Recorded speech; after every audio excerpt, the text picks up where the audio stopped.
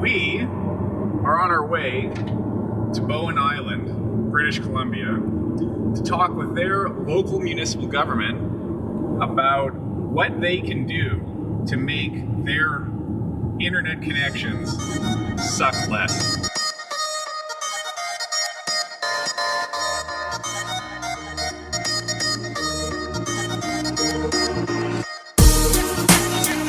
Bowen Island is a pretty small community, about a 15-minute boat ride from Vancouver. The island serves as a bit of a commuter community and has a pretty interesting culture of its own, but their internet connections are no good. TELUS and Shaw provide internet connections for most of the residents of the island. There's a handful of households that are on satellite connections because of connectivity issues and infrastructure development. And what they tell me is that between the hours of 6 p.m. and midnight, which are kind of peak traffic hours, they're not getting what they're paying for. The Bowen Island Municipal Government's Internet Connectivity Working Group invited OpenMedia to present on what the town can do to make the quality of their internet better. What are their options for getting faster, cheaper internet available to all the residents of Bowen Island?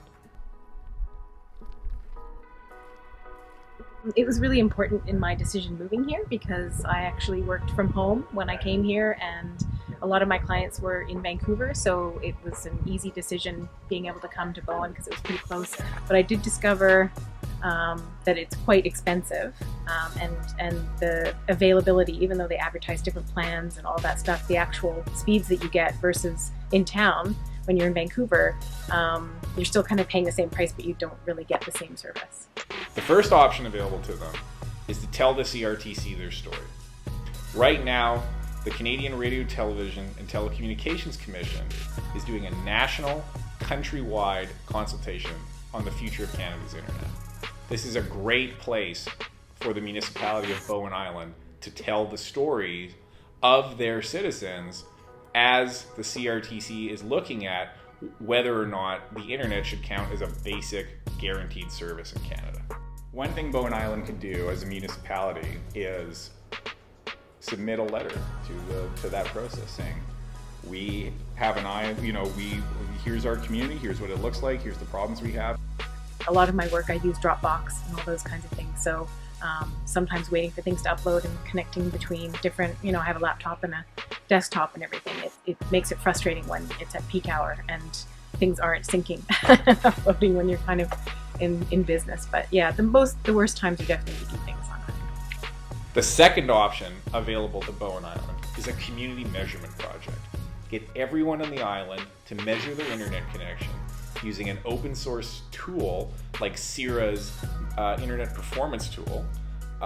Do these tests regularly throughout the day to see what are Bowen Islanders actually getting for their money. Because we suspect they're not getting what they pay for. But if we can put data in the hands of the people, open data in the hands of the people, then we can go to provincial decision makers, we can go to federal decision makers, and we can show them the reality on the ground.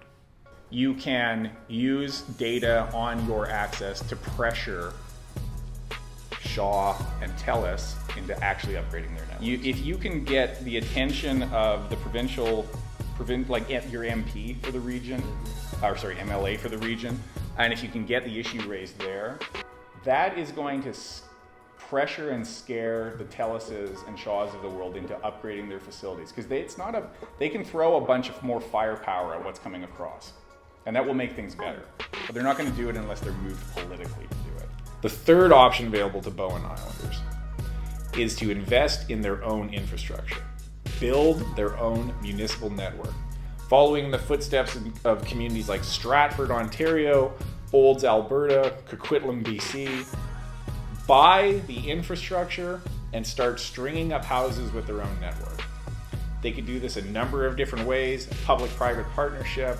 The municipality could actually become an ISP, which is the case in Olds or the case in Sandy, Oregon.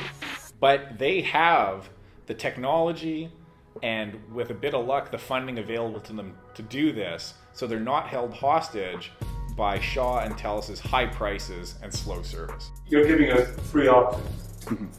2 options are going to fail to achieve anything we want to achieve, so I'm really hearing you are saying we need to build our own network. Well, Am I correct? I mean, yeah, I believe that. Nothing, but you're here Yeah. telling us that what we're going to do, the only way we're going to be successful to achieve anything that we want to achieve is to build our own network. Yeah, I do believe that, yeah.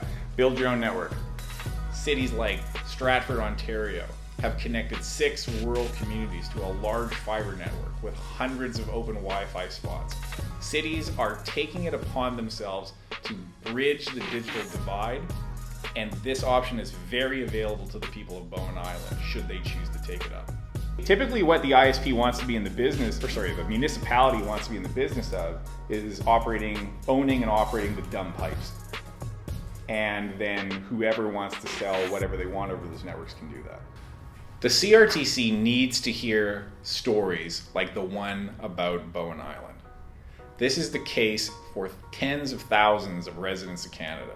We are going to take the Bowen Island story to the CRTC to make sure they understand what's at stake, so that we as a country can ensure cheaper, faster internet access for 100% of Canadians.